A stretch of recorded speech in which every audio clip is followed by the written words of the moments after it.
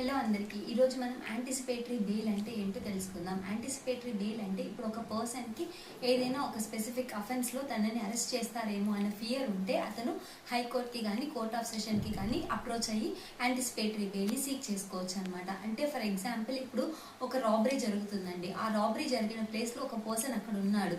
So అతనికి భయం అనమాట, ఇక్కడ ఆ రాబరీ కేసులో అతన్ని అరెస్ట్ చేస్తారేమో అనేసి. సో అతను ముందుగానే హైకోర్టుకి కానీ కోర్ట్ ఆఫ్ సెషన్ కి కానీ అప్రోచ్ అయ్యి ఆ కేసులో నేను నా ఇన్వాల్వ్మెంట్ లేదు అనేసి బెయిల్ తీసుకోవచ్చు అనమాట. దాన్ని యాంటిసిపేటరీ బెయిల్ అంటాము.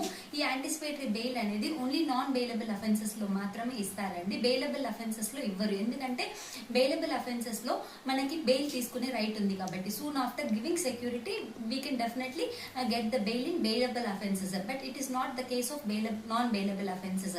So in the case of non-bailable offences, it is the discretion of the magistrate either to give bail or not. So మనకి యాంటిసిపేటరీ బెయిల్ అనేది నాన్ బెయిలబుల్ అఫెన్సెస్ లో మాత్రమే గ్రాంట్ చేస్తారనమాట. యాంటిసిపేటరీ బెయిల్ అనేది conditions మీద grant చేస్తారనమాట.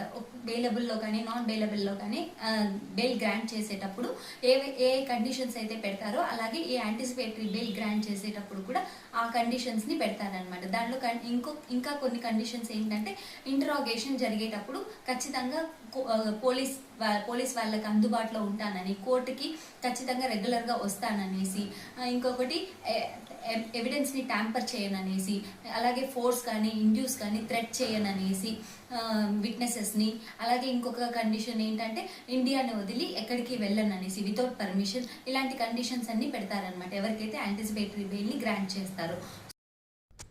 So మనకి anticipatory bail అంటే ఏదైనా ఒక స్పెసిఫిక్ అఫెన్స్ లో మనల్ని అరెస్ట్ చేస్తారేమో అనే ఫియర్ తో మనము యాంటిసిపేటరీ బెయిల్ అనేది సీక్ చేస్తామన్నమాట.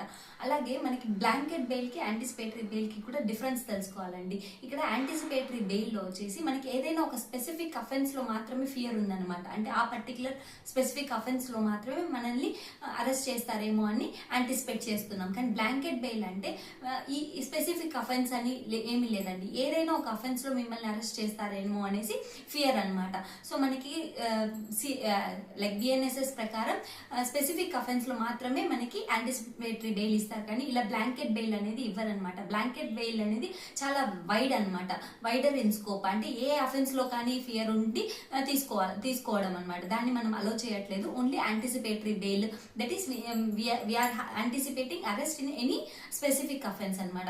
సో యాంటిసిపేటరీ బెయిల్ వచ్చేసి ఏదైనా అఫెన్సెస్ డెత్ కానీ పనిష్మెంట్ వచ్చేసి డెత్ కానీ ఇంప్రిజన్మెంట్ ఫర్ లైఫ్ కానీ ఉంటే యాంటిసిపేటరీ బెయిల్ గ్రాంట్ చేయరండి యూజువల్ గా. కానీ ఇప్పుడు అలిగేషన్స్ అన్ని ఫాల్స్ అయి ఉంటే మాత్రమే యాంటిసిపేటరీ బెయిల్ గ్రాంట్ చేస్తారు, లేదంటే లేదు. అలాగే మనకి ఇలా గ్యాంగ్ రేప్ కేసెస్ అన్ని ఉంటాయి కదండి, అలాంటి కేసెస్ లో యూజువల్ గా అయితే యాంటిసిపేటరీ బెయిల్ అనేది గ్రాంట్ చేయరనమాట. Because these are very serious offences అనమాట. అలాగే ఎస్సీ ఎస్టీ అట్రోసిటీస్ కేసెస్ కి కూడా ఈ యాంటిసిపేటరీ బెయిల్ అనేది అప్లై అవ్వదన్నమాట.